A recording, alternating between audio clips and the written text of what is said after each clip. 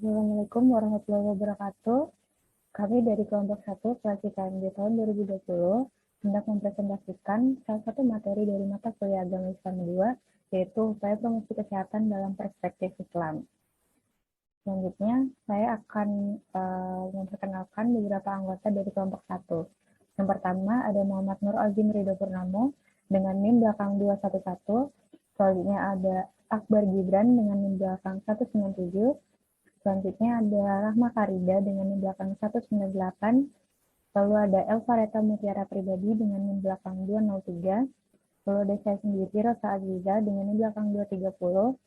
Selanjutnya ada Sabrina Salsabila dengan NIM belakang 231. Lalu ada Sima Hasina Arminah dengan NIM belakang 233. Lalu ada Naila Karima Nisa Putri dengan NIM belakang 242. Dan yang terakhir ada Ulfa Naul Fawaida dengan NIM belakang 251. Yang pertama yaitu pendahuluan. Pada latar belakang ini dijelaskan bahwa Islam merupakan agama yang sangat menganjurkan manusia untuk hidup bersih, sehat, dan bersahabat dengan lingkungan. Terdapat banyak ayat dalam Al-Quran dan hadis yang berisi pesan-pesan seputar kebersihan dan kesehatan. Ajaran Islam meyakini bahwa kesehatan merupakan hak asasi manusia dan anugerah kedua terbesar dari Allah setelah keimanan. Untuk meningkatkan derajat kesehatan masyarakat sesuai dengan ajaran Islam, maka memerlukan pendidikan kesehatan atau salah satu upaya bidang kesehatan berupa promosi kesehatan. Selanjutnya terdapat rumusan masalah. Yang pertama, bagaimana definisi sehat menurut Islam? Yang kedua, bagaimana promosi kesehatan dalam pandangan Islam? Yang ketiga, apakah yang dimaksud kesehatan dalam Al-Quran? Yang keempat, apa saja bentuk promosi kesehatan? Dan yang kelima, apa saja tujuan promosi kesehatan? Selanjutnya yaitu tujuan. Yang pertama, mengetahui definisi sehat menurut Islam. Yang kedua, mengetahui bentuk atau upaya promosi kesehatan. Yang ketiga, mengetahui tujuan promosi kesehatan. Yang keempat, memahami ayat Al-Quran yang berkaitan dengan kesehatan. Dan yang terakhir, memahami promosi kesehatan dalam pandangan Islam. Selanjutnya akan dilanjutkan oleh teman saya. Baik, pada pembahasan yang pertama, yaitu adalah definisi sehat menurut Islam.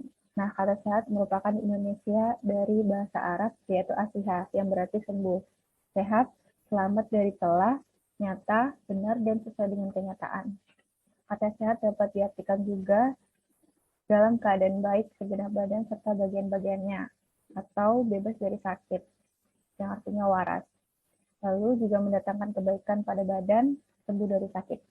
Nah, dalam bahasa Arab terdapat sinonim kata asihah, yaitu alfiah, yang berarti sehat yang sempurna.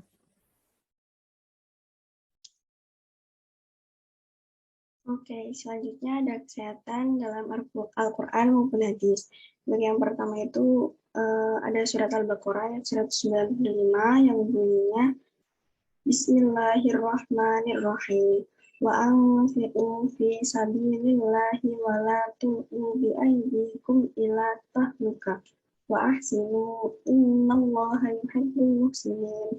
Yang artinya, dan infakkanlah hartamu di jalan Allah, dan janganlah kamu jatuhkan diri sendiri ke dalam kebinasaan dengan tangan sendiri.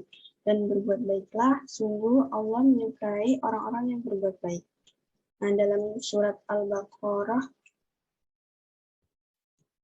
ayat 195 ini dijelaskan tentang firman Allah Subhanahu wa taala yang menyatakan bahwa orang-orang yang tidak menjaga kesehatan adalah kelompok orang yang menjatuhkan diri sendiri kepada kemusnahan. Hal tersebut terjadi karena mereka tidak merawat nikmat sehat yang diberikan oleh Allah Subhanahu wa taala. Oke, untuk selanjutnya ada surat Al-Maidah ayat 88 yang bunyinya Bismillahirrahmanirrahim. Wa kulu mimma razaqakumullahu halalan thayyiban. Wattaqullaha alladzi antum bihi mu'minun. Yang artinya, dan makanlah dari apa yang telah diberikan Allah kepadamu sebagai rezeki yang halal dan baik.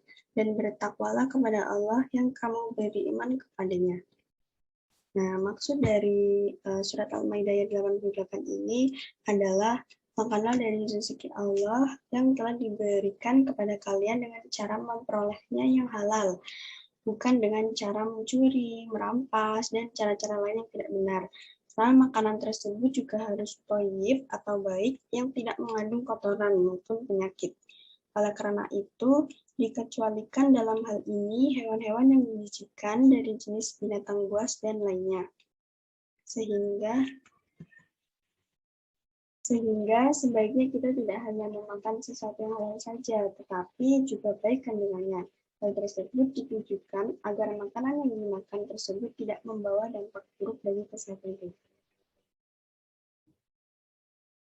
Tiga definisi promosi kesehatan. Yang pertama, menurut WHO, promosi kesehatan merupakan proses yang mengupayakan individu dan masyarakat untuk meningkatkan kemampuan mereka mengendalikan faktor kesehatan, sehingga dapat meningkatkan derajat kesehatannya. Selanjutnya, menurut Kemenkes, tentang pedoman pelaksanaan promosi kesehatan di daerah, promosi kesehatan merupakan upaya untuk meningkatkan kegiatan yang bersumber daya masyarakat sesuai sosial budaya setempat dan didukung kebijakan publik yang berwawasan kesehatan. Dan yang terakhir, menurut Mubarak, tahun 2007, promosi kesehatan merupakan perpaduan dari berbagai macam dukungan, baik pendidikan, organisasi, kebijakan, dan peraturan perundang-undangan untuk perubahan lingkungan.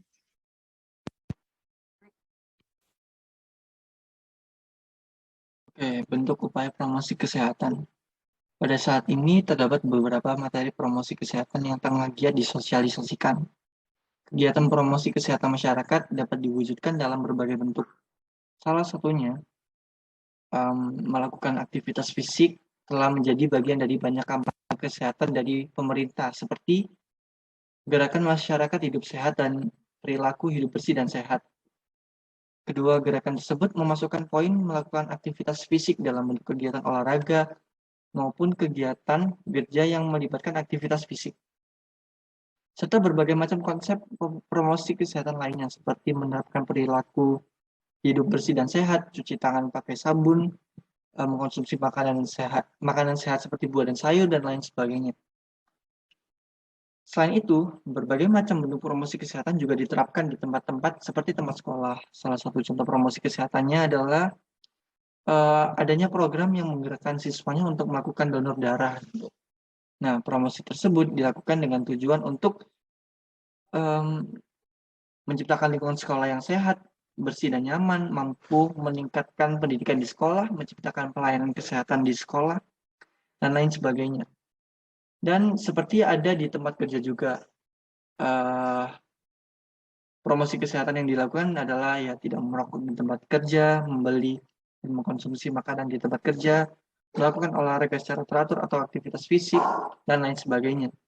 Hal tersebut dilakukan untuk masyarakat agar mampu menerapkan perilaku hidup bersih dan sehat di tempat kerja, dapat menurunkan angka absensi tenaga kerja, mengurangi penyakit baik dalam lingkungan kerja atau di luar lingkungan kerja, menciptakan lingkungan kerja yang sehat.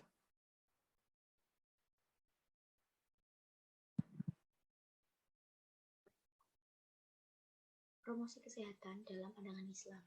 Islam sejak awal telah mengajarkan pada umatnya bahwa berperilaku hidup sehat dan bersih merupakan hal yang sangat penting.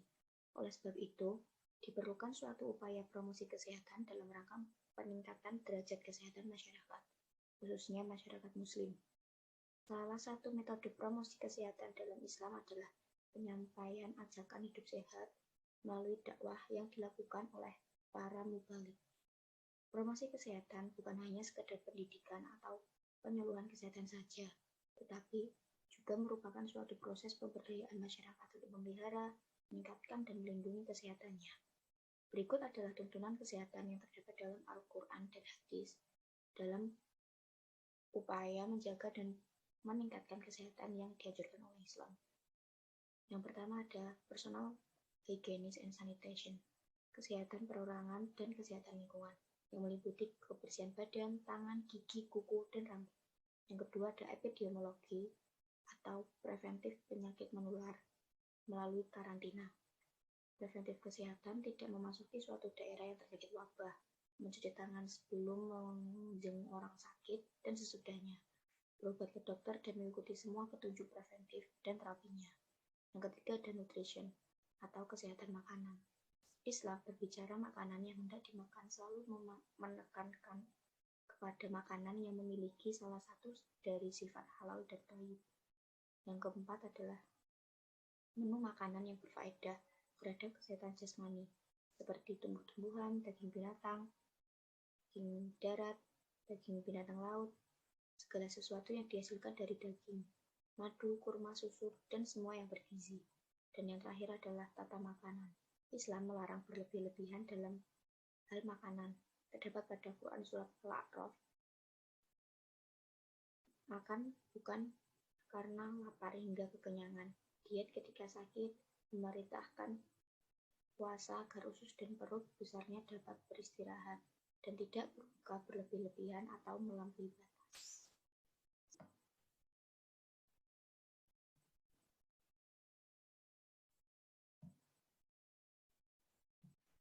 Selanjutnya, kegiatan promosi kesehatan dalam perspektif Islam. Salah satunya upaya promosi kesehatan melalui pemberdayaan masyarakat. Secara umum, pemberdayaan masyarakat sendiri memiliki arti mengubah masyarakat dari yang tidak mampu menjadi berdaya, baik secara ekonomi, sosial, maupun budaya dan agama. Dalam artikel jurnal aktualisasi nilai Islam dalam pemberdayaan masyarakat pesisir, Kecamatan Gedangan, Kabupaten Malang, menjadi sasaran pemberdayaan masyarakat berbasis Islami yang dilatar belakangi oleh kondisi ketidakberdayaan masyarakat yang ditunjukkan dengan rendahnya minat akan proses pendidikan formal, kemiskinan sistemik, serta rendahnya aktualisasi kerohanian agama.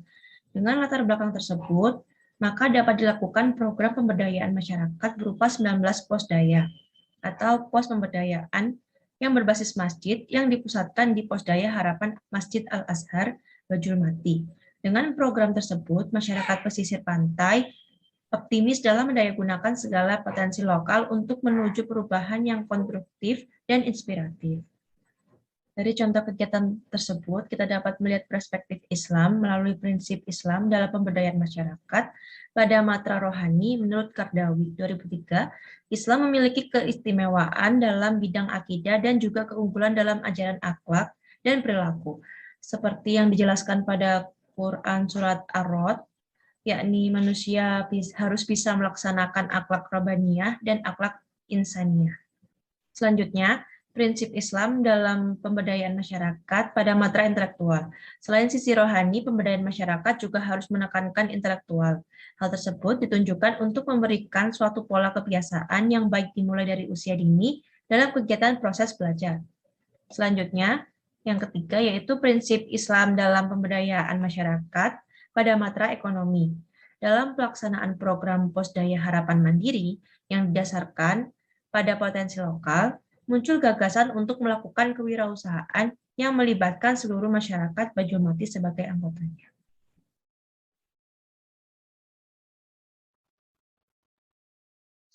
Oke, selanjutnya ada kesimpulan. Yang pertama menurut WHO, sehat adalah proses mengupayakan individu dan masyarakat untuk meningkatkan kemampuan mereka dalam mengendalikan faktor kesehatan, sehingga mereka dapat meningkatkan derajat kesehatannya. Nah, dalam Islam sendiri, kesehatan itu telah dijelaskan melalui ayat-ayat Al-Quran seperti Quran Surat Al-Baqarah ayat 195 dan Quran Surat Al-Maidah ayat 88 yang berisi perintah untuk menjaga diri sendiri melalui kesehatan. Nah, dari kita menjaga diri sendiri ini, salah satu upayanya adalah melalui promosi kesehatan. Nah, menurut WHO, promosi kesehatan ini adalah proses yang mengupayakan individu dan masyarakat untuk meningkatkan kemampuan mereka dalam mengendalikan faktor kesehatan, sehingga dapat meningkatkan derajat kesehatannya. Salah satu bentuk implementasinya ini adalah melalui kegiatan pemberdayaan masyarakat. Nah, ada sebuah penelitian yang membahas mengenai upaya pemberdayaan masyarakat dalam Islam. Salah satunya itu melalui program pemberdayaan masyarakat berupa 19 pos daya atau pos pemberdayaan berbasis masjid yang dipusatkan di Pos Daya Harapan Masjid Al-Azhar, Bajul Mati.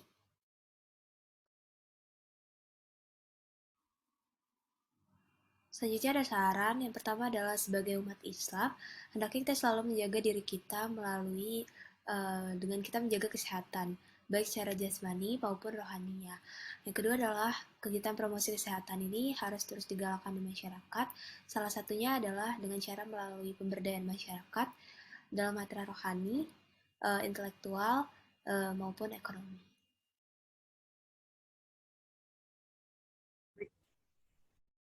Baik, berikut adalah beberapa sumber yang kami pakai untuk membuat rangkaian materi pada hari ini yang kami jelaskan. Cukup sekian presentasi dari kelompok 1. Semoga apa yang telah disampaikan dapat bermanfaat. Kurang lebihnya saya mohon maaf. Wassalamualaikum warahmatullahi wabarakatuh.